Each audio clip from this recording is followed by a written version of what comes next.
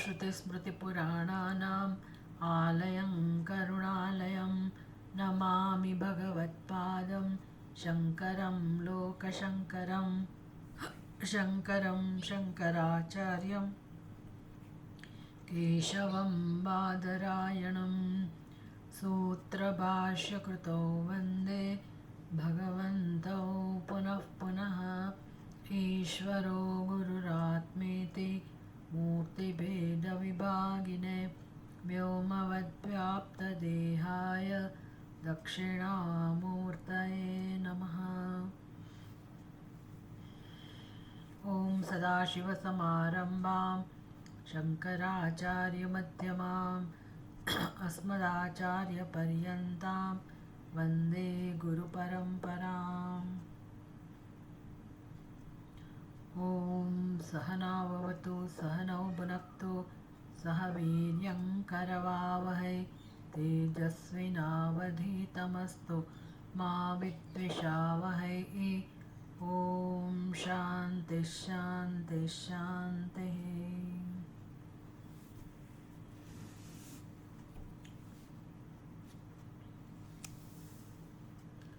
अनुभूति प्रकाश छठो अध्याय मुंडक उपनिषद આપણો વિષય છે।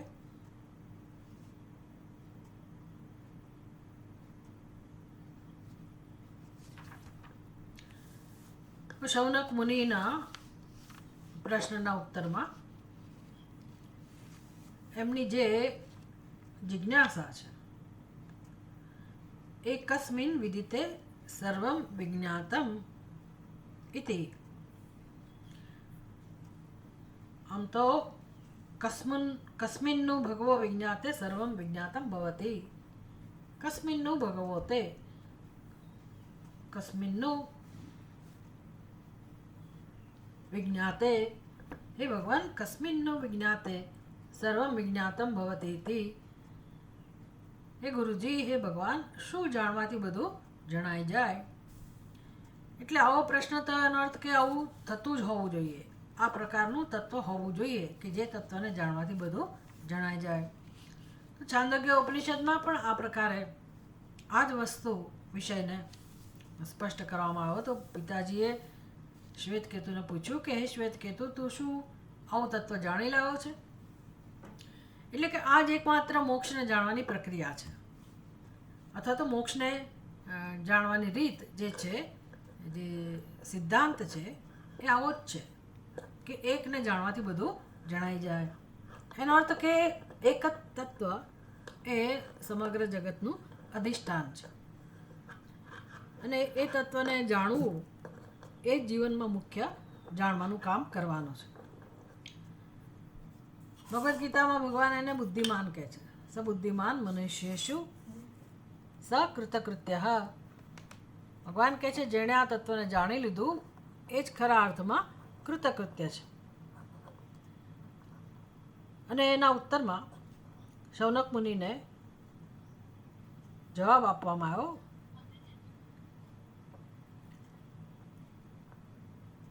द्वे विद्ये वेदितव्ये पराचय अपराच।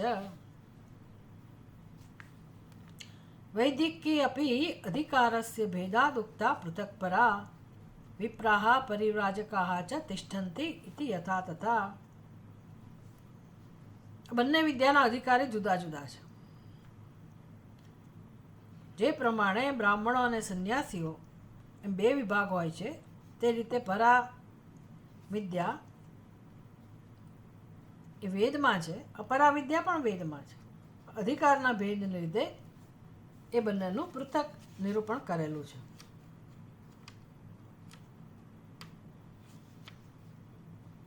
અને એની પ્રાપ્તિનું સાધન પણ વૈરાગ્ય દ્વારા, ચિત્તશુદ્ધિ દ્વારા પરાવિદ્યા સિદ્ધ થાય છે। अपराविद्याમાં આવી કોઈ શરત નથી। यस्याम् अपरविद्यायां कर्माणि युक्तानि साधकाः कुर्वन्ति कर्मभिः शुद्धि परविद्या करोति। अपराविद्याનું વિસ્તારથી નિરૂપણ કરવામાં આવ્યું કે કેવી રીતે अपराविद्याમાં સમસ્ત વેદ, ઉપવેદ, એના ઉપાંગો આ બધું જ એટલે કે સમસ્ત સંસાર, સમસ્ત અનાત્મ વિદ્યા, જે વિદ્યાનો વિષય અનાત્મા છે, તે અપરા વિદ્યામાં એનો સમાવેશ થાય છે. એ અપરા વિદ્યાનો વિષય છે. અને પરાવિદ્યા યયા અક્ષરમ અધિગમ્યતે,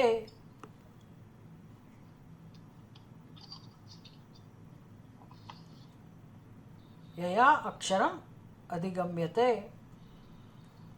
જેનાથી પરમાત્માને પ્રાપ્ત કરી શકાય. અક્ષરમ,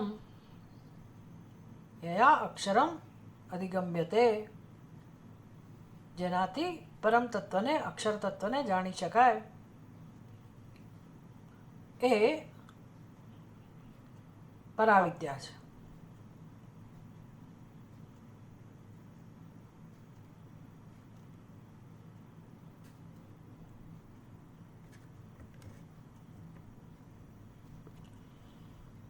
એ અક્ષર તત્વને જાણવાનું કેવી રીતે? વેદમાં રહેલા ઉપનિષદો, એ ઉપનિષદોની શબ્દ રાશિ એ ક્યારે પોતાનું કાર્ય સિદ્ધ કરે, ફળવતી બને? બ્રહ્મવિદ્યા ફળવતી ક્યારે બને? યસ્માત અપરવિદ્યાયામ કર્માણિ યુક્તાનિ સાધકાઃ કુર્વન્તિ કર્મભિઃ શુદ્ધિઃ પરવિદ્યામ કરોતિ. તો કે અપરાવિદ્યાનું ક્ષેત્ર જે છે, એમાં જ્યારે મનુષ્યો, સાધકો ખાસ કરીને બુદ્ધિપૂર્વક જો કર્મો કરે તો ચિત્ત શુદ્ધિ થતાં એને જરૂર પરાવિદ્યા પ્રાપ્ત થાય છે. આ એની શરત છે. પરયા ચ અક્ષરમ જ્ઞેયમ એતસ્મિન વિદિતે સતી સર્વં જગત ભવેદ બુદ્ધમ તસ્ય સર્વાત્મકત્વતઃ. 9મા શ્લોકમાં, અનુભૂતિ પ્રકાશમાં 6ઠા અધ્યાયમાં 9મા શ્લોકમાં કહેવામાં આવ્યું, પરયા ચ અક્ષરમ જ્ઞેયમ. પરાવિદ્યાનો વિષય જે અક્ષર છે, એ અક્ષરને જ્યારે જાણી લેવાય, તસ્મિન વિદિતે સતી, એ અક્ષરને જ્યારે આપણે જાણી લઈએ, સર્વમ જગત બુદ્ધમ ભવે, તો સમસ્ત જગતનું જ્ઞાન થઈ જાય છે. આવું શું કામ છે? તસ્ય સર્વાત્મકત્વતઃ, કારણ કે તેનું સત્ય એક જ છે. સમસ્ત જગતનું સત્ય એક જ છે.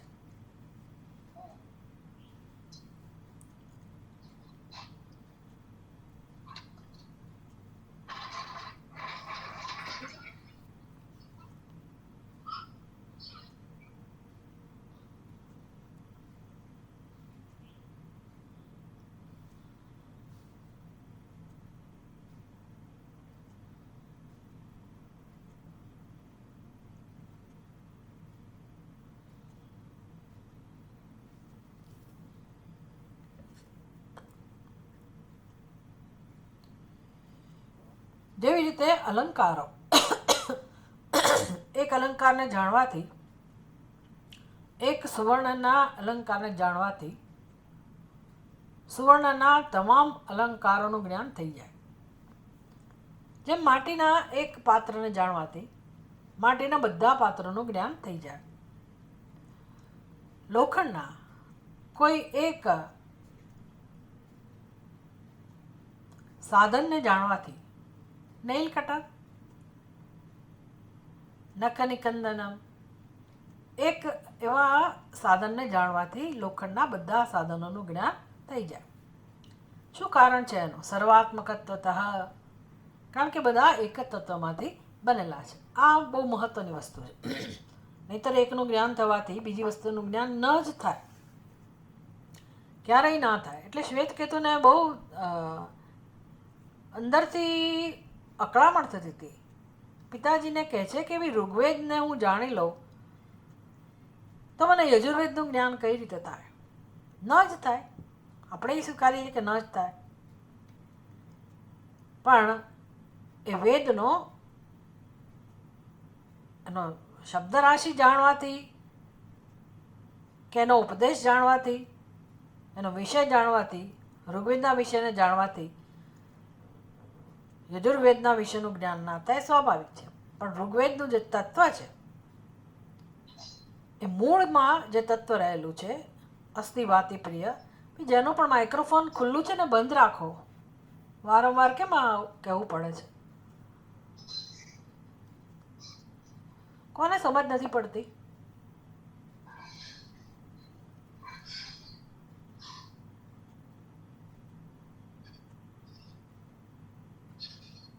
રમાબાને ખબર નથી પડતી? એક તો બધા પોતાની જાતે આવે ગમે ત્યારે ને પછી માઇક્રોફોન ખુલ્લા રાખે.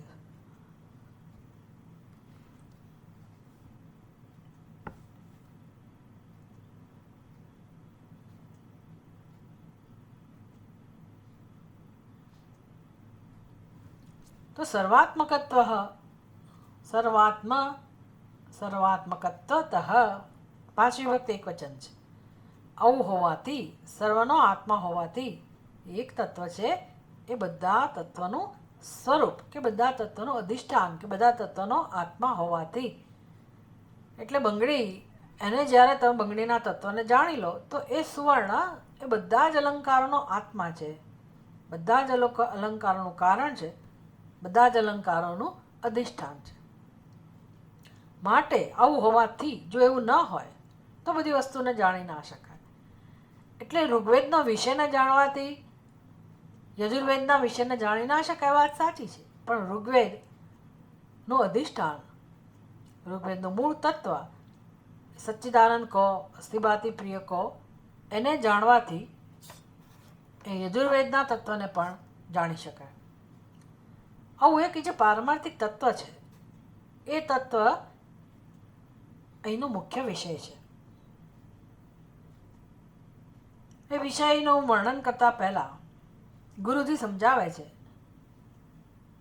કે હે શૌનક, આ બે વિદ્યાઓ, પરાવિદ્યા અને અપરાવિદ્યા, એને બહુ સ્પષ્ટ રીતે ઓળખી લેવાની જરૂર છે.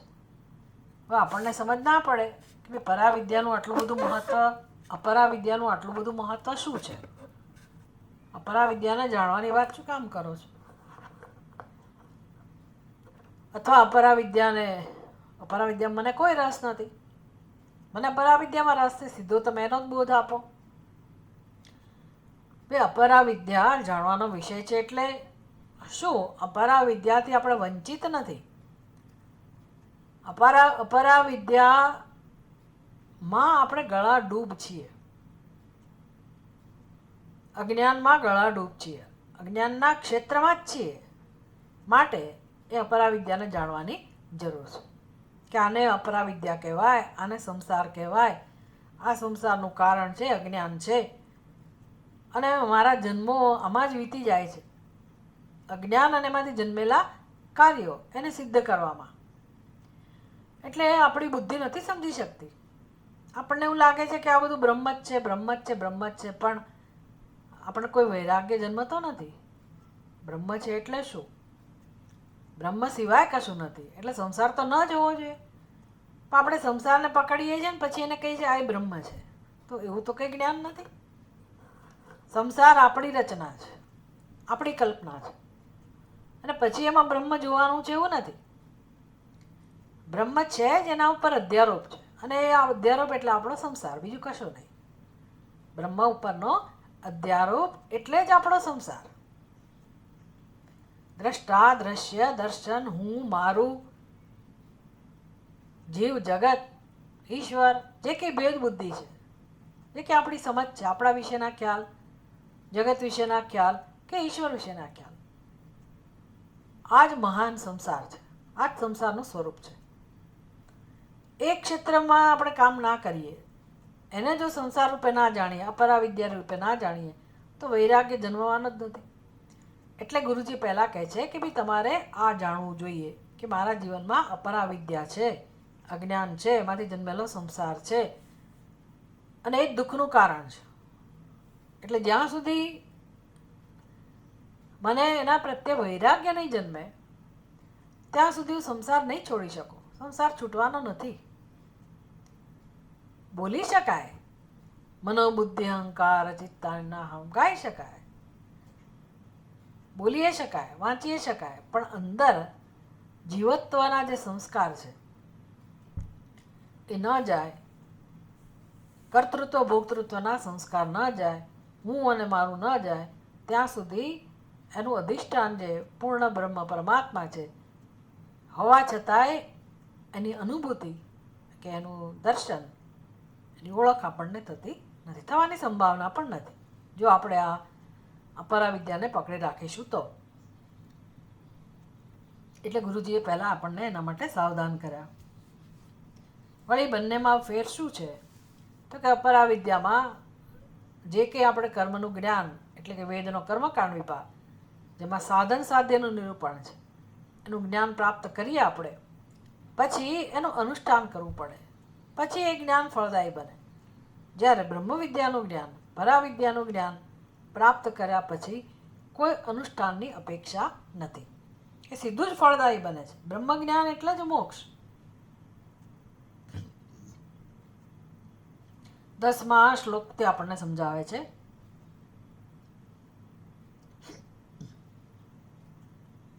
ન વિના અનુષ્ઠિતમ કર્મવેદનમ પર્યવસ્યતિ બ્રહ્મદિહિ તાવતા એવ સ્યાત ફલદા ઇતિ પરામતા.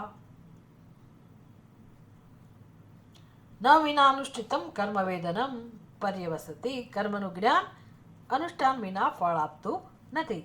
બ્રહ્મદિહિ તાવતા એવ સ્યાત ફલદા ઇતિ પરામતા. આ પરાવિદ્યા, પરામતા અને પરા કેમ કહેવામાં આવેલી છે? કારણ કે બ્રહ્મદિહિ તાવદેવ ફલદા સ્યાત, જેવું બ્રહ્મ જ્ઞાન થાય એની સાથે જ આપણને મોક્ષ મળે છે, મુક્તિ મળે છે, એનું ફળ છે. તદ વેદ્યમ અક્ષરમ કીદૃગીતિ, તો અમને એ આ અક્ષરમ બધી ગમે તે જેનાથી અક્ષરને જાણી શકાય એ પરાવિદ્યા. એટલે કે પરાવિદ્યાનો જે વિષય છે અક્ષર બ્રહ્મ, અમને એનું વર્ણન કરો કે અમે એને જાણવા માગીએ છીએ, કેવું છે? કીદૃગીતિ અક્ષરમ કીદૃગીતિ, વેદ્યમ અક્ષરમ કીદૃગ, જે જાણવાનો વિષય છે અક્ષર બ્રહ્મ કેવું છે? આ જો પ્રશ્ન હોય તો અભિધીયતે, ચેત અભિધીયતે, જો આવો પ્રશ્ન હોય તો અમે એને કહીએ છીએ. જ્ઞાનેન્દ્રિયે ન વિજ્ઞેયમ ગ્રાહ્યમ કર્મેન્દ્રિયે નવા. તે અક્ષર બ્રહ્મ એવું છે કે જે જગતના વિષય જેવું નથી, જગત જેવું નથી. જગત કેવું છે તો કે કાં તો એને તમે કર્મેન્દ્રિયોથી ગ્રહણ કરી શકો અને કાં તો તમે એને જ્ઞાનેન્દ્રિયોથી ઓળખી શકો, જાણી શકો. આ બ્રહ્મ આવું નથી. તો પછી કેવું છે? એટલે ઉપનિષદનો મંત્ર છે, 6ઠ્ઠો મંત્ર, યત્તદ્રેશ્યમગ્રાહ્યમગોત્રમ વર્ણમ અચક્ષુઃ, યત્તદ્રેશ્યમગ્રાહ્યમગોત્રમ વર્ણમ અચક્ષુશ્રોત્રમ તદપાણિપાદમ નિત્યમ વિભુમ સર્વગતમ સુસૂક્ષ્મમ તદવ્યયમ યદ્ભૂતયોનિમ પરિપશ્યન્તિ ધીરાઃ. યત્તદ અદ્રેશ્યમ અગ્રાહ્યમ અગોત્રમ અવર્ણમ અચક્ષુશ્રોત્રમ તદ અપાણિપાદમ. પહેલી પંક્તિમાં પૂર્વાર્ધમાં એનું નિષેધાત્મક રીતે વર્ણન કરવામાં આવ્યું. 12મા શ્લોકમાં એનું વર્ણન છે અનુભૂતિ પ્રકાશમાં. ન ગોત્રમ કાશ્યપાદ્યસ્તિ વર્ણઃ શુક્લાદિકશ્ચન ન જ્ઞાનેન્દ્રિયમ અસ્તિ અસ્ય નાપી કર્મેન્દ્રિયમ તથા. એને કશ્યપાદિ જેવા ગોત્ર નથી, કાશ્યપ જેવા ગોત્ર નથી, અને શુક્લાદિ જેવા વર્ણ નથી. શુક્લ એટલે સફેદ, શુક્લ કૃષ્ણ આદિ વગેરે એના કોઈ વર્ણ નથી. એટલે એનું ગોત્ર નથી, એનું વર્ણ નથી. ન જ્ઞાનેન્દ્રિયમ અસ્તિ અસ્ય, એને કોઈ જ્ઞાનેન્દ્રિય નથી અને જ્ઞાનેન્દ્રિયનો કોઈ વિષય પણ નથી. એટલે જ્યારે કહું કે કાશ્યપાદી ગોત્ર નથી, વર્ણ નથી, રંગરૂપથી રૂપ નથી, એનો અર્થ કે જ્ઞાનેન્દ્રિયનો વિષય નથી. અને એને જ્ઞાનેન્દ્રિય છે કે નહીં, તો કે ના, એ પણ વર્ણ ના જોઈ શકે કે બીજી કોઈ વસ્તુનું જ્ઞાનેન્દ્રિયની દ્વારા એનો અનુભવ ના કરી શકે, કારણ કે એને કોઈ જ્ઞાનેન્દ્રિય નથી. ના આપી કર્મેન્દ્રિયમ તથા, તો શું એને કર્મેન્દ્રિય છે? તો કે ના, એમાં કર્મેન્દ્રિય પણ નથી. તો એવું કેવું હોય? જ્ઞાનેન્દ્રિયો પણ ના હોય, કર્મેન્દ્રિય પણ ના હોય, એ તત્વ હોય કેવું? એટલે હવે એનું સકારાત્મક રૂપે, પોઝિટિવ વે, હકારાત્મક રૂપે પણ કહી શકાય. નિત્યમ વિભુમ સર્વગતમ સુસૂક્ષ્મમ તદવ્યયમ યદ્ભૂતયોનિમ પરિપશ્યંતિ ધીરાહ. જો એને કોઈ વિશેષતા ના હોય, નામ રૂપ જાતિ ગુણ ક્રિયા સંબંધ, આવું એના ભાગ્ય કશું આવતું જ ના હોય, તો કેવી રીતે જોઈ શકાય? કારણ કે જગતની તમામ વસ્તુ આપણે કર્મેન્દ્રિય, જ્ઞાનેન્દ્રિય, મન, બુદ્ધિ બધા દ્વારા ઓળખીએ છીએ. જો આનામાં ઓળખી શકાય એવા ગુણો જ ના હોય તો એને કેમ જાણી શકાય? છે કે નહીં? તો કે હા, છે તો ખરું. પણ છે તો કેવું છે? તો કે જગતના વિષયો જે જાણીએ છીએ એની વિશેષતા શું છે? તો કે એક તો એને કર્મેન્દ્રિયથી ગ્રહણ કરી શકાય છે અને એને જ્ઞાનેન્દ્રિયોથી જાણી શકાય છે. એટલે કે એની અંદર અવયવ, આકાર, રૂપ, આ બધી વસ્તુઓ છે, વિશેષતા. અને એનો અર્થ એ થયો કે તો પછી એ નાશવંત પણ છે, કારણ કે જેટલું જગતમાં આપણે જાણીએ છીએ કે વિશેષતાવાળું છે, અવયવોવાળું છે, એ બધું નાશવંત છે, વિનાશશીલ છે, અનિત્ય છે. એટલે એટલું તો નક્કી થઈ ગયું કે જેની અંદર આવી કોઈ વિશેષતાઓ નથી, જેમાં અવયવો નથી, જેમાં કોઈ વિકાર નથી, એ જો હોય તો નિત્ય હોવું જોઈએ. એટલે કે જે નિત્ય અક્ષર પદાર્થોયમ, ઉપનિષદમાં વર્ણન થયું વિભૂમ નિત્યમ વિભૂમ સર્વગતમ સુસૂક્ષ્મમ તદ અવ્યયમ ભૂતયોનિમ પરિપશ્યંતિ ધીરાહ. એટલે નિત્યમ, વિભૂમ, સર્વગતમ, સુસૂક્ષ્મમ અને અવ્યયમ, આટલા વિશેષણો કયા? અનુભૂતિ પ્રકાશમાં નિત્ય અક્ષર પદાર્થોયમ યયા અક્ષરમ અધિગમ્યતે, એટલે વસ્તુનું નામ આપ્યું અક્ષર. એ અક્ષર કેવું છે? બ્રહ્મ કેવું છે? અક્ષર બ્રહ્મ નિત્ય છે. એટલે નિત્ય છે એટલે જેમાં કોઈ પ્રકારનો વ્યય નથી, એમાં નાશ નથી, ક્ષય નથી. કેમ એને નિત્ય કહું? વિનાશ અનિરૂપણાત. ક્યાંય શ્રુતિમાં એના વિનાશની વાત નથી. એને અમર કહેવામાં આવ્યું છે કે જેમાં મૃત્યુ નથી, અવિનાશી કહેવામાં આવ્યું છે. એના વિનાશનું કોઈ નિરૂપણ નથી. ઉપરથી ન જાયતે મ્રિયતે વા કદાચિત, જન્મતું પણ નથી ને મરતું પણ નથી. વિનાશનું કોઈ નિરૂપણ નથી, માટે એ નિત્ય છે.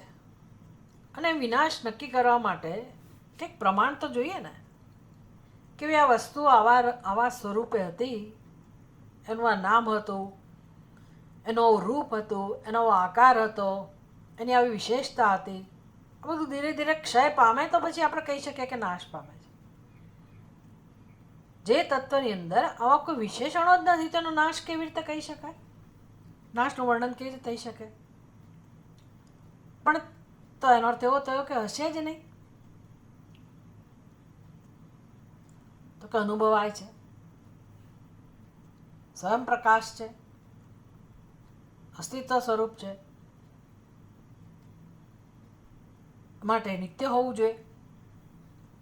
વિભુ વિવિધ ભાવિત્વાચ સર્વાત્મકત્વતઃ,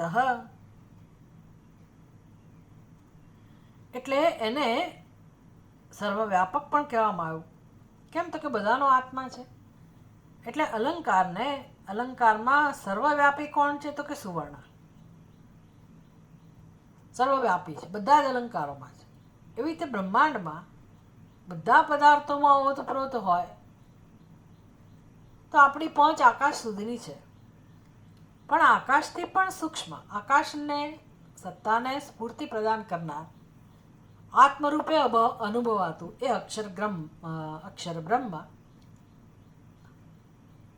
આકાશમાં પણ સર્વવ્યાપક છે, આકાશનું પણ અધિષ્ઠાન છે. એટલે બધા જ નામરૂપનું અધિષ્ઠાન થઈ જ ગયું. એ રીતે સર્વવ્યાપક છે. વિભુ, એને વિભુ પણ કહે છે.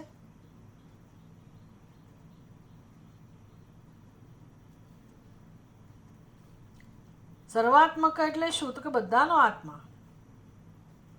કીડીથી, નાનામાં નાના કીડીથી પણ સૂક્ષ્મ જેટલા જંતુઓ હોય, બેક્ટેરિયા, અણુ જે કંઈ છે, એ બધાનો પણ આત્મા હોવાથી એનો આત્મા તો છે જ.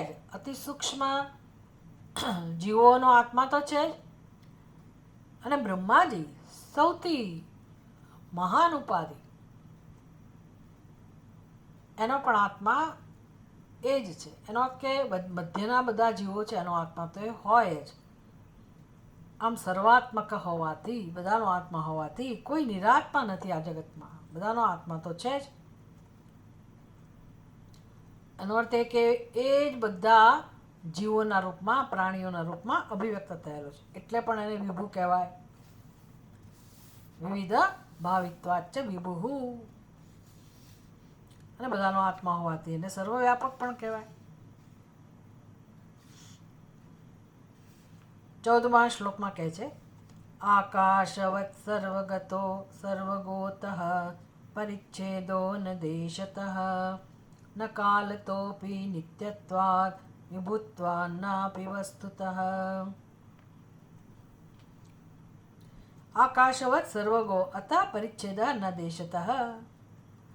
આકાશની જેમ એ સર્વગહ, અતઃ સર્વગહ એટલે બધે જ પહોંચેલું છે. એટલે કોઈ જગ્યા એવી નથી કે જ્યાં એ ના હોય. એનો અર્થ કે દેશના દ્રષ્ટિબિંદુથી દેશતઃ ન પરિચ્છેદ, બધે જ છે. એટલે ક્યાં નથી એવું વર્ણન ના થઈ શકે. ન કાલતઃ અપી નિત્યત્વાદ, નિત્ય હોવાથી એ ક્યારેય નથી, અથવા તો અમુક સમય જ છે, આવું પણ સિદ્ધ ના થાય. એટલે કાળના દ્રષ્ટિબિંદુથી પણ એ પરિચ્છિન્ન નથી. દેશના દ્રષ્ટિબિંદુથી નથી, કાળના દ્રષ્ટિબિંદુથી પણ એ પરિચ્છિન્ન નથી. છેલ્લું રહ્યું વસ્તુના દ્રષ્ટિબિંદુથી પરિચ્છિન્ન. જેમ અમુક નામરૂપ અમુક જ છે. ઘડો પછી ઘડો જ છે, પછી એ ઘડો ક્લિપ ના હોય. આ બંને એકબીજાના બાધક છે. પણ વિભુ છે આ તો અક્ષર બ્રહ્મ. વિભુ છે એટલે શું? તો કે એ જ અક્ષર બ્રહ્મ આ રૂપમાં છે, ક્લિપના રૂપમાં છે. એ જ અક્ષર બ્રહ્મ આ ઘડાના રૂપમાં છે. એટલે જગતના જે કંઈ 5 મહાભૂત છે ને એમાંથી એના સંયોજનથી જેટલા પણ નામરૂપો બન્યા હોય, બધાનો આત્મા આ અસ્થિવાથી પ્રિય તો છે જ. માટે એ વિભુ હોવાથી વસ્તુના દ્રષ્ટિબિંદુથી પણ પરિચ્છિન્ન નથી. સર્વગસ્યાપી સૂક્ષ્મત્વાદ અક્ષગોચરતા ઉદિતા. હવે એક પ્રશ્ન એવો થાય કે જે સર્વગ હોય, બધે જ હોય, તો કોઈને પણ જણાય, અને નિત્ય હોવાથી ગમે ત્યારે જાણી શકાય, અને વિભુ હોવાથી તો તમે ગમે તેમાં જાણી જ શકો. ગમે ત્યારે જાણી શકાય, ગમે તે વ્યક્તિ જાણી શકે, ગમે તેમાં જાણી શકે, ગમે તે સમયે જાણી શકે, કારણ કે એનો ધર્મ જ એવો છે. વાત તો સાચી છે, પણ કોઈ જાણતું નથી. તકલીફ એ છે કારણ કે આપણે જાણવા માગતા નથી, એવું કહી શકાય. આપણે એને જાણવા માગતા નથી. બાકી આપણી સંસ્કૃતિ તો આપણને રોજ રોજ આપણું ધ્યાન દોરે છે. ભલે અજ્ઞાનમાં મસ્ત હોઈએ તો પણ આપણને કર્મો તો એવા જ કરવાનું કહે છે કે તુલસીને તમે વંદન કરો, તુલસીની પૂજા કરો, પર્વતની પૂજા કરો, નદીની પૂજા કરો, પીપળાની પૂજા કરો. જળ ચેતન બધામાં એ પરમાત્મા તત્વ હોવાથી તમે ગમે તે નામરૂપમાં એનું ભજન કરી શકો, એનું પૂજન કરી શકો. બસ આપણે અહીં સુધી કરીએ છીએ, આવું કરીએ છીએ. એટલે ભગવાનને જીવીએ તો છીએ જ, અક્ષર બ્રહ્મને. આવી તો પૂજા કરીને આપણે સંતોષ લઈએ, બે હાથ જોડીને સંતોષ લઈએ, એ બધું કરીએ. પણ હું કોણ, ત્યાં આપણે કંઈ કામ કરતા નથી.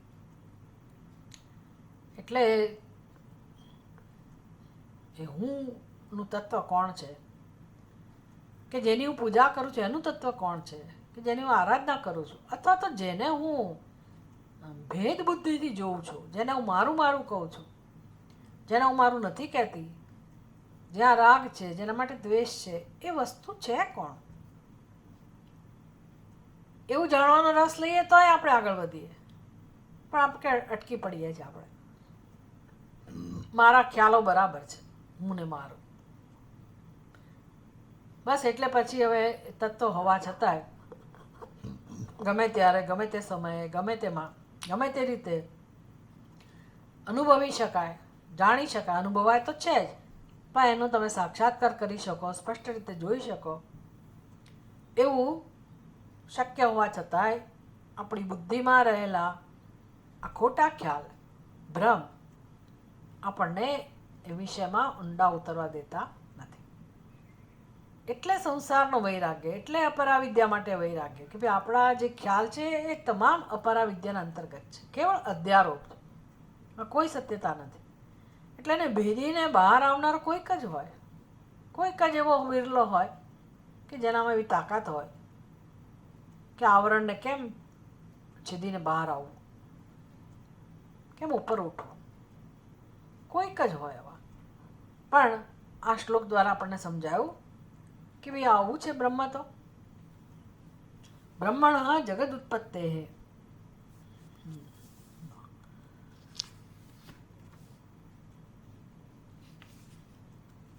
સર્વગસ્યાપી સૂક્ષ્મત્વાદ,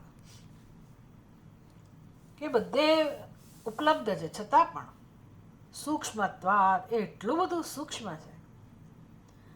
અગોચરતા ઉદિતા, એને જાણવાનો વિષય કહેવામાં આવ્યું નથી.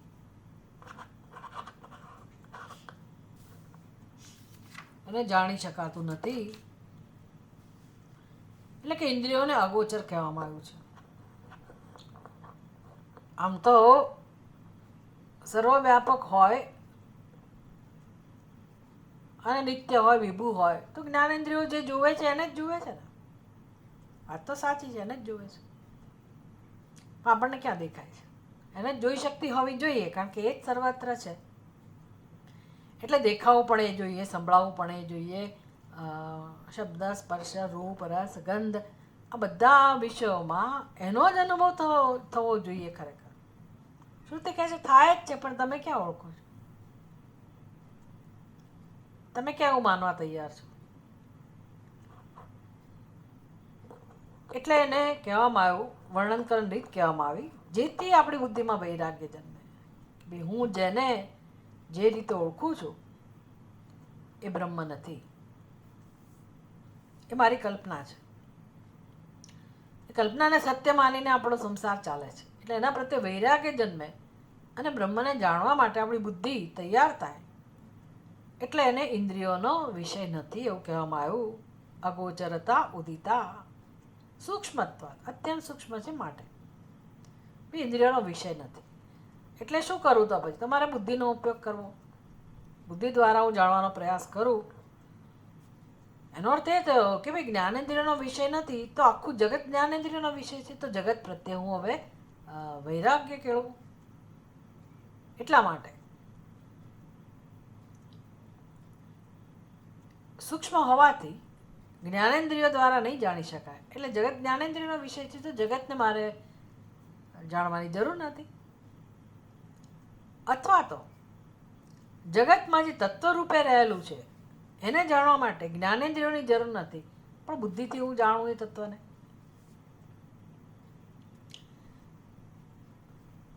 સૂક્ષ્મ એને કહું. સૂક્ષ્મતા એટલે શું? સૂક્ષ્મતા એટલે આપણે સૂક્ષ્મતાને એવી રીતે ઓળખીએ કે જેટલા જેટલા સ્થૂળ પદાર્થો છે, જેટલા જેટલા પદાર્થોને હું ગ્રહણ કરી શકું જગતમાં, હાથેથી પકડી શકું, કર્મેન્દ્રિયોથી પકડી શકું, એની સાથે કંઈક વ્યવહાર કરી શકું, ગ્રહણ કરી શકું, તો એને આપણે સ્થૂળ કહીએ, નક્કર કહીએ. અને જે અત્યંત સૂક્ષ્મ હોય આપણા હાથમાં ના પકડાય. ઘણી વખત એવી વસ્તુ સાથે આપણે કામ લેતા હોય અત્યંત સૂક્ષ્મ હોય,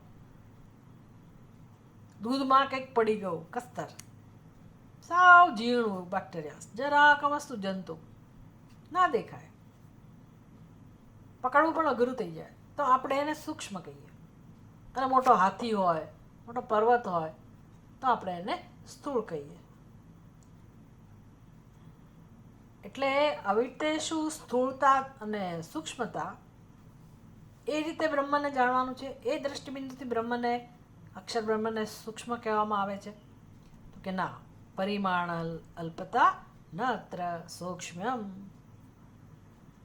બે આ પરિમાણ અલ્પતા, કદમાં નાનું છે એને સૂક્ષ્મ ના કહેવાય. એ દ્રષ્ટિએ સૂક્ષ્મ છે એવું નથી કહેતા. તો કે કયા દ્રષ્ટિબિંદુથી? દુર્લક્ષ્યતા તું તત. સૂક્ષ્મતા એટલે શું? દુર્લક્ષ્યતા. દુર્લક્ષ્યતા એટલે એને જાણવું અઘરું છે. જેટલો વિષય સ્થૂળ હોય એટલો આપણે એને સારી રીતે જાણી શકીએ, પણ જેટલો વિષય સૂક્ષ્મ હોય એને જાણવાનું અઘરું છે. તો સ્થૂળતા અને સૂક્ષ્મતા વચ્ચેનો ભેદ આપણને સમજાયો. હસ્તગ્રાહ્ય ઘટ સ્થૂલ ધ્વનિ. હસ્તગ્રાહ્ય ઘટ સ્થૂલ ધ્વનિ સૂક્ષ્મ તદગ્રહાત. સૂક્ષ્મ કોને કહેવાય અને સ્થૂળ કોને કહેવાય એ બે વચ્ચેનો અર્થ સમજાવો. હસ્તગ્રાહ્ય ઘટ, ભાઈ હાથથી જેને પકડી શકાય એવો કોઈ પણ પદાર્થ. અહીંયા ઘડો કહો, ઘટ, યથા ઘટ, આ ઘડો જેને તમે હાથથી ગ્રહણ કરી શકો એને કહેવાય હસ્તગ્રાહ્ય ઘટ. એ કેવો છે? સ્થૂલ ભવતી. એ સ્થૂળ છે. કેવી રીતે તમે એને હાથેથી પકડી શક્યા? તો કે સ્થૂળ છે માટે, નક્કર છે માટે. તો જેને પકડી શકાય કર્મેન્દ્રિયોથી એને ઘડો, એને સ્થૂળ કહેવાય. અહીંયા ઘડો દ્રષ્ટાંત આપો, ઘડો સ્થૂળ છે. ધ્વનિ અગ્રહાત, ભાઈ અવાજને પકડી લાવવો જોઈએ. જેમ ઘડાને પકડી લાવ્યા એમ અનાજને પકડી લાવો તો ના પકડી શકાય, ઘડાને ના પકડી શકાય. એટલે જેને ન પકડી શકાય એને સૂક્ષ્મ કહેવાય. તદ અગ્રહાત સૂક્ષ્મ. ઘડાને પકડી શકાતો નહીં હોવાથી ઘડાને પકડી શકાય એટલે સ્થૂળ કહેવાય.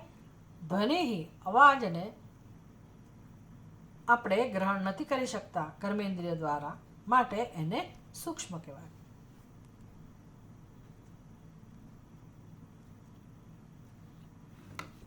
બસ આ સૂક્ષ્મતાની દ્રષ્ટિએ અક્ષર બ્રહ્મને જાણવાનું છે. સ્વરૂપ સૌક્ષ્મ્યમ એતત સ્યાત અક્ષરે અપી ભવેદિદમ. અક્ષરે અપી, અક્ષર બ્રહ્મમાં પણ આવી જ સૂક્ષ્મતા રહેલી છે.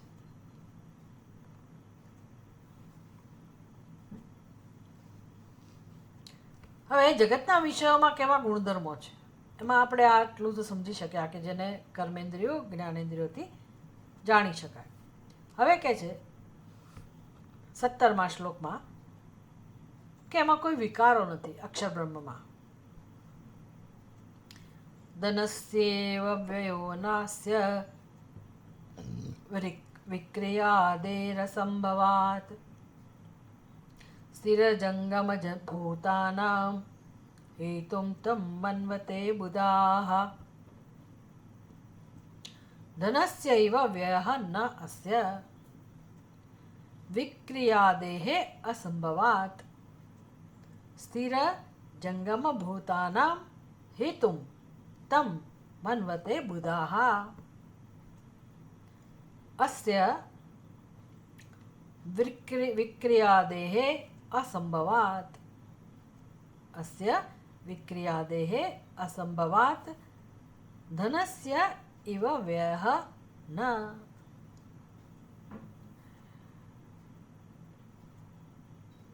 બુધાઃ તમ હેતુમ બુધાઃ તમ સ્થિરજંગમ ભૂતાનામ હેતુમ મન્વતે.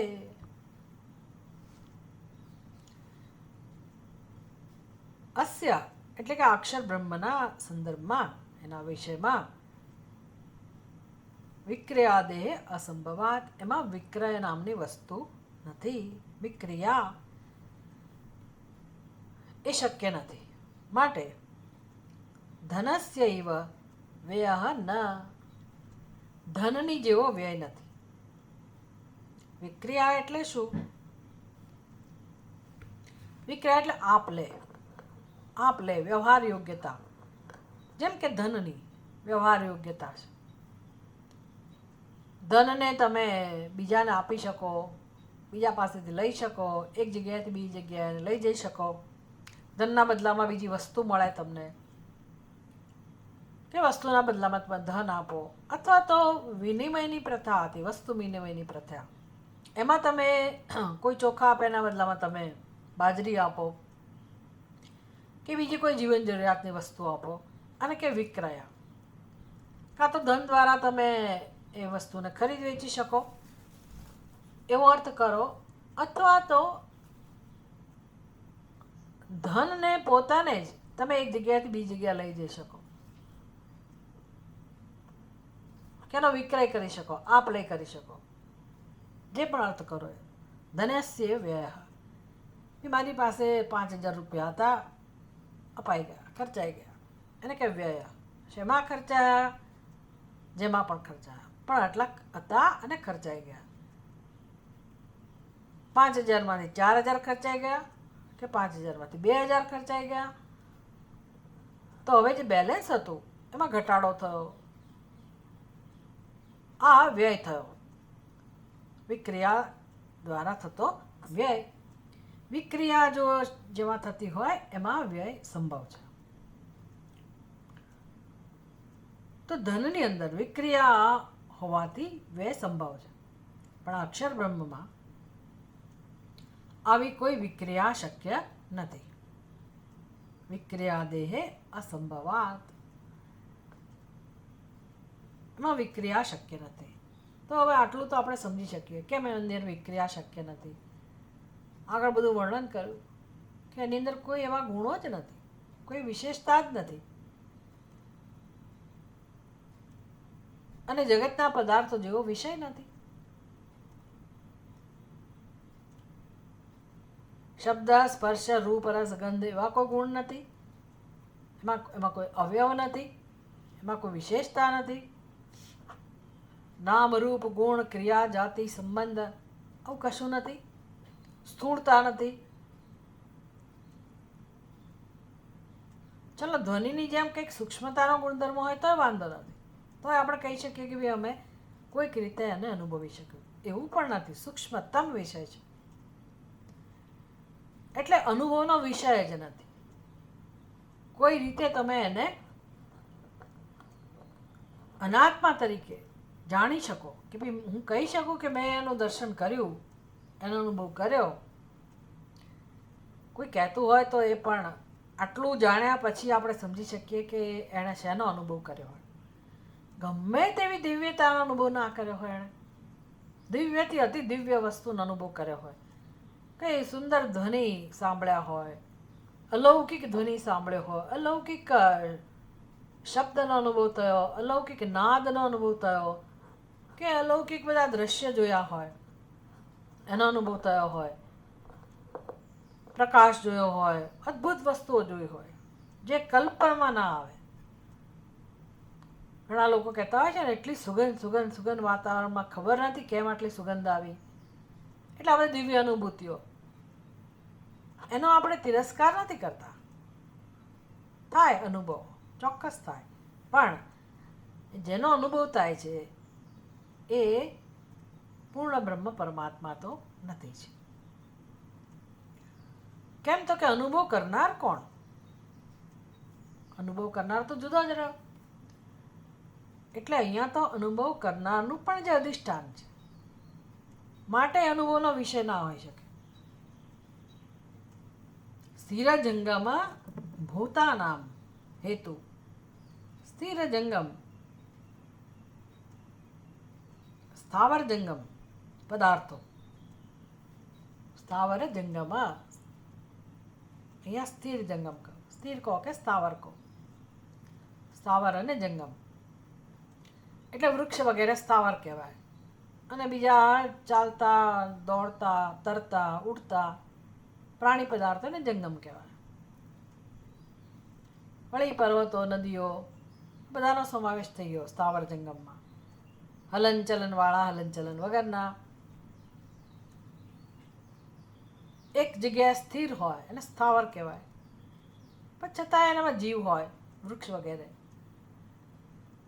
સ્થાવર કોઈ નામરૂપ હોય, પ્રાણી હોય, જીવ હોય, કે પછી જંગમ, જે પણ હોય તે સ્થાવર જંગમ બધાનું જે હેતુ છે, સ્થાવર જંગમ નો જે હેતુ છે, કારણ છે, એટલે કે બધાનો આત્મા છે. આવું કોણ કહે છે? બુધાહા મન્વતે બુધાહા, એ બધાનો હેતુ છે. એટલે પરબ્રહ્મ આવું છે, અક્ષર વિદ્યા આવી છે. અક્ષર વિદ્યાથી આવા તત્વને જાણી શકાય જે અવિક્રિય છે,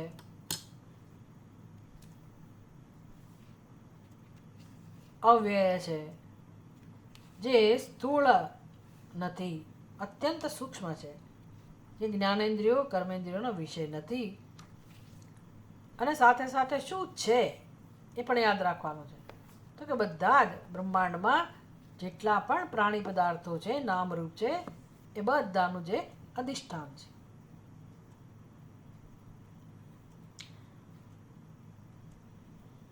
ભૂતયોનિમ યદ ભૂતયોનિમ પરિપશ્યંતિ ધીરાહા. ભૂતયોનિમ, અહીંયા હેતુ કહો, યોનિ કહો, બંને એક જ છે. હેતુ એટલે પણ કારણ, યોનિ એટલે પણ કારણ. એટલે બધા જ જીવોનું, બધા જ પ્રાણી પદાર્થોનું જે કારણ છે. બસ અહીંયા આપણી નજર જવી જોઈએ કારણમાં, આપણી નજર કાર્યમાં છે. કાર્યમાં આપણી દ્રષ્ટિ સ્થિર છે, એ જ આપણા જીવનનો પાયો છે. એને કહે સ્થૂળ દ્રષ્ટિ, સ્થૂળ બુદ્ધિ, સ્થૂળ દ્રષ્ટિ. ગમે તેટલું તમે સૂક્ષ્મ ચિંતન કરતા હો, ગમે તેટલા નિષ્ણાત હો તમે, તો પણ એને સ્થૂળ દ્રષ્ટિ જ કહેવાય. કેમ તો કે તમે તમારી બુદ્ધિમાં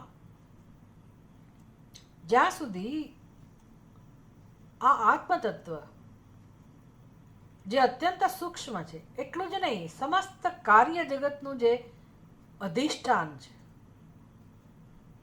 એને જોઈ ના શકતા હો, જેની બુદ્ધિ એને ઓળખી ના શકતી હોય, તો એ બુદ્ધિ મોક્ષ મેળવવાની અધિકારી નથી રહેતી, પરાવિદ્યાની અધિકારી નથી રહેતી, અને એને દુઃખ જ ભોગવવાનું આવે છે. એટલે બુદ્ધિનો મહિમા છે, જ્ઞાનનો મહિમા છે. આપણે વિચારવું પડે કે આપણી બુદ્ધિ શેને મહત્વ આપે છે, આપણી બુદ્ધિમાં આપણે શેને સ્થાન આપેલું છે. સંસારને જ આપણે પકડેલો છે. એટલે જે પ્રકારનો વૈરાગ્ય બુદ્ધિમાં જોઈએ, એ વૈરાગ્ય ક્યારે આવે? આ બધું સમજીએ ત્યારે કે ભાઈ મારી બુદ્ધિમાં જેનું મહત્વ છે, એ હું મારી દ્રષ્ટિથી જેને સમજું છું, જોઉં છું, અને મારી જાતને હું બુદ્ધિમાન કહું છું, હોશિયાર કહું છું, આ બધું અભિમાન છે, ઘમંડ છે, એ નથી સમજાતું આપણને. એ વ્યવહારમાં આપણે એવા જ ઘમંડી રહીએ, ગમે તેટલો સત્સંગ કરીએ, બધું કરીએ, તો વ્યવહારમાં એટલા જ ઘમંડી. એનું કહેવાય જાડી બુદ્ધિ, બીજું શું? સ્થૂળ બુદ્ધિ. કેમ તો કે આપણે માત્ર કાર્યને જોઈએ છે. ભલે ને પછી આપણે પોતાને સિદ્ધાંતવાદી કહેતા હોઈએ અને ન્યાયી કહેતા હોઈએ, પણ એને વળગેલા હોઈએ, એમાં જ એને જ મહત્વ આપતા હોઈએ, અને માટે વિવેક ના હોય આપણી બુદ્ધિમાં, બહુ સ્પષ્ટ છે કે આપણી બુદ્ધિ સૂક્ષ્મતાને નથી જોઈ શકતી, ગ્રહણ નથી કરી શકતી. શી જરૂર છે બુદ્ધિને સૂક્ષ્મ બનાવવાની? એટલા માટે કે આ સમસ્ત કાર્ય જગત વિનાશશીલ છે, અનિત્ય છે, અને મારું સ્વરૂપ પણ સૂક્ષ્મ છે. એટલે જેને હું મારું સ્વરૂપ કહું છું, મારી દ્રષ્ટિએ, એ પણ સ્થૂળ છે, એ પણ વિનાશશીલ છે, અને સત્ય નથી. અને સૂક્ષ્મ તત્વને જાણવા માટે આ વ્યવસ્થા છે. ભગવાને આપણને બુદ્ધિને મન આપ્યા છે સૂક્ષ્મ તત્વને ઓળખવા માટે. એટલે આ બધું સમજવું તો પછી સ્થૂળમાંથી સૂક્ષ્મમાં પ્રવેશ કરવાનું શક્ય બને. સૂક્ષ્મ એટલે શું? તો કે આ કાર્ય જગત જે છે, જે સ્થાવર જંગમ બધા નામરૂપ છે, પ્રાણી પદાર્થ છે, આપણી બુદ્ધિમાં રહેલો જે સંસાર છે, એ બધાનું કારણ એક જ છે અને સૂક્ષ્મ છે. એને મારી બુદ્ધિ જોઈ શકે તો પછી એકસ્મિન વિજ્ઞાતે સર્વમ વિજ્ઞાતમ ભવતી, આ દર્શન થઈ શકે. એટલા માટે વૈરાગ્યની જરૂર છે. કારણ કે હવે મને જેના માટે આકર્ષણ છે, રાગ દ્વેષ છે, જે મહત્વના છે મારા માટે, એમાં કોઈ સત્યતા નથી, માત્ર મારી કલ્પના જ છે. અને કલ્પના શેમાંથી જન્મી? મારા અહંકારમાંથી. કારણ કે પહેલી કલ્પના મારો અહંકાર, હુંનો ખ્યાલ. પછી હું આમ છું, હું તેમ છું, હું કેવો છું, કેવી છું, એ જતું જ નથી બુદ્ધિમાંથી. એટલે બસ સંસાર જ આપણને હાથમાં આવે છે, બીજું શું? એમાં કંઈ સિદ્ધ ના થાય. હું મારી જાતને ગમે તે મહાન સિદ્ધ કરું, બુદ્ધિમાન સિદ્ધ કરું, અમે તો આમ જ છીએ અને અમે તો તેમ જ છીએ, સિદ્ધ કરી શકાય. બલબલાનું અપમાન કરી શકાય, કરે જ છે માણસો. બીજું શું કરે બિચારો માણસ? એની પાસે છે શું? એટલે આવું કર્યા કરે. પણ ગુમાવીએ શું આવું કરવાથી? પરમને ગુમાવીએ છીએ. યદુક્ત લક્ષણમ તત્તુ, 18મા શ્લોકમાં, યદુક્ત લક્ષણમ તત્તુ કૌટસ્થ્યાદક્ષરમ ભવેત તદ્યયા વેદ્યતે સેયમ પરાવિદ્યેતિ કીર્તિતા. પરાવિદ્યાની વ્યાખ્યા કરે. યદુક્ત લક્ષણમ, ઉપર કહેલા લક્ષણ વાળું જે તત્વ છે, તત એ તો કેવું છે?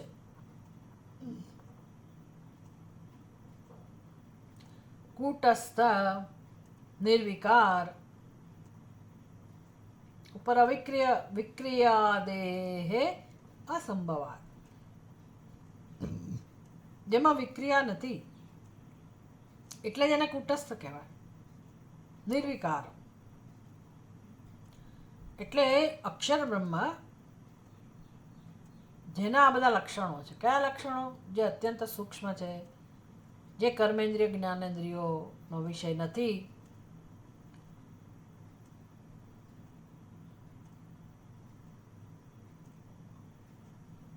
અને સાથે સાથે જે બધા જ નામરૂપનું કારણ છે, સ્થાવર જંગમ બધાનું કારણ છે.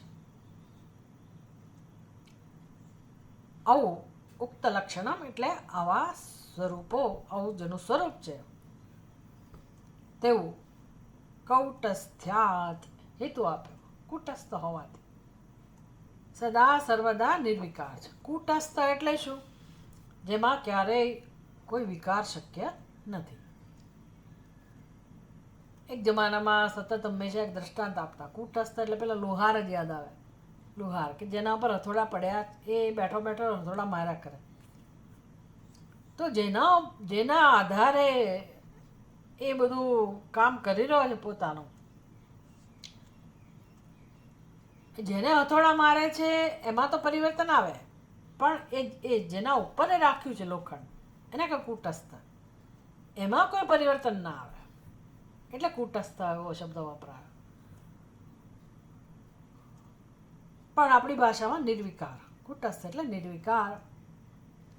કૌટસ્થ્યાત અક્ષરમ ભવે, એમાં વિકાર નહીં હોવાથી કેવું છે અક્ષર.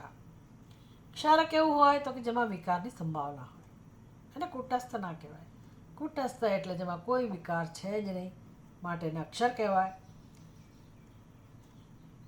તો યદ ઉક્ત લક્ષણમ, આમાં અન્વય છે જ. યદ ઉક્ત લક્ષણમ, જે આવા લક્ષણવાળું છે, તત્તુ એને, તત્તુ તે, કૂટસ્થ્યાત કૂટસ્થ હોવાથી અક્ષરમ ભવે, એ જ અક્ષર છે. એટલે હવે આપણી બુદ્ધિ વિચાર કરવું પડે કે કઈ વસ્તુ એવી છે જગતમાં કે જેમાં વિકાર નથી. કઈ વસ્તુ છે મારી ઉપાધિથી શરૂ કરીને આખા બ્રહ્માંડમાં એવી કઈ વસ્તુ છે કે જે નિર્વિકાર હોય, જેમાં વિકાર આવતો જ ના હોય? કઈ વસ્તુ છે? બુદ્ધિને શીખવાડવું પડે ચિંતન કરતા. એટલે મારા અહંકારથી શરૂ કરીને સમસ્ત મનના વિચારો, વૃત્તિઓ, બધી લાગણીઓ, ઉપાધિ, સમસ્ત ઉપાધિ, એમાં રહેલી બધી ધાતુઓ, જે કંઈ છે, જેનું પણ શરીર બનેલું છે, પંચમહાભૂત, અને જગતમાં બહાર પણ સર્વત્ર ઉપાધિ એટલે પણ બહાર જ કહેવાય. બધા જ નામ રૂપમાં સતત વિકાર છે, સતત. તો કઈ વસ્તુ એવી છે કે જે નિર્વિકારી છે ને કૂટસ્થ છે? મારી બુદ્ધિને મારે એ તરફ લઈ જવી પડે, એનું દર્શન કરાવવું પડે. આવું જે નિર્વિકાર છે, તદ યયા વેદ્યતે સા યમ પરાવિદ્યા કીર્તિતા. જે વિદ્યાર્થી આવા મારા કૂટસ્થ સ્વરૂપને હું જાણી શકું, તદ યયા વેદ્યતે, તદ એટલે એ કૂટસ્થ સ્વરૂપ, યદુક્ત લક્ષણમ અક્ષરમ તદ અક્ષરમ, જે કૂટસ્થ છે, નિર્વિકાર છે. તદ એનો અર્થ આ બધો કરવાનો. તદ જે નિર્વિકાર છે, જે કૂટસ્થ છે, જેનું નામ અહીંયા અક્ષર કહેવામાં આવ્યું, તદ અક્ષરમ યયા વેદ્યતે. મૂળ મંત્રમાં શું કહેવામાં આવ્યું? અધિગમ્યતે. અધિગમ્યતે એટલે પણ જાણવું, વિદ્યતે એટલે પણ જાણવું. યયા, યયા વેદ્યતે, જેનાથી જાણી શકાય. સા યમ, સેયમ એટલે શું? સા યમ, સા યમ પરાવિદ્યા ઇતિ કીર્તિતા, એને પરાવિદ્યા કહેવામાં આવી. આવું કૂટસ્થ, નિર્વિકાર, સ્થાવર જંગમ બધા પદાર્થોનું કારણ, અધિષ્ઠાન, જે જ્ઞાનેન્દ્રિયોનો વિષય નથી, કર્મેન્દ્રિયોનો વિષય નથી, જેમાં કોઈ વિક્રય નથી, આવું જે પરમ તત્વ છે, અક્ષર સ્વરૂપ છે, એને જેનાથી જાણી શકાય, જે વિદ્યાથી જાણી શકાય, એ વિદ્યા એટલે પરાવિદ્યા. આમ અપરાવિદ્યા અને અપરવિદ્યાની વ્યાખ્યા કરવામાં આવી.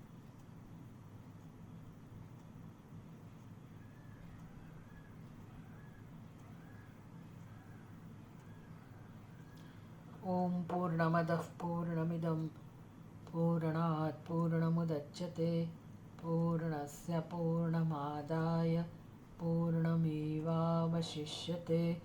ઓમ શાંતિ શાંતિ શાંતિ. હરિ ઓમ. શ્રી ગુરુભ્યો નમઃ. હરિ ઓમ.